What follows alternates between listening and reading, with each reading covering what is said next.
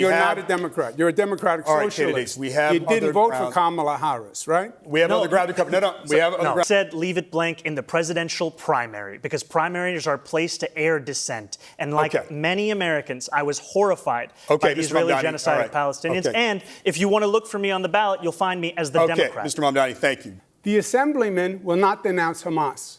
The Assemblyman will not denounce Hassan Piker, who said America deserved 9/11. The occupation is a reference to international law and the violation of it, which Mr. Cuomo has no regard for since he signed up to be Benjamin Netanyahu's legal defense team during the course of this genocide. You know, it took Andrew Cuomo being beaten by a Muslim candidate in the Democratic primary for him to set foot in a mosque. He had more than 10 years, and he couldn't name a single mosque at the last debate we had that he visited.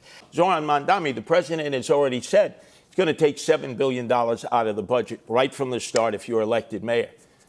People are going to suffer in this city, people who need those federal funds. What I would do is sit and negotiate. You know, Mr. Trump is already suspending infrastructure grants to this city, and he's doing it in a blatant act of political retribution. I went through this with him. He sent the National Guard to 20 cities when I was governor. You know what city he didn't send them to? New York. Why? Because I said to him, don't you dare, we don't need it, and he backed down, and he will again. You know, I agree with Police Commissioner Tisch in that we do not need the National Guard here in New York City. We do not need them for the purpose of safety because if it was safety that President Trump was so concerned about, he would send them to the 8 out of 10 states that have the highest levels of crime in this country, but he won't because they're all run by Republicans. Now, I'd be proud to be the first immigrant mayor of this city in generations, and it's at 26 Federal Plaza that I've seen what used to be moments when New Yorkers would be getting their citizenship turn into moments of tragedy. Andrew Cuomo thinks it's all right to spend $60 million to fund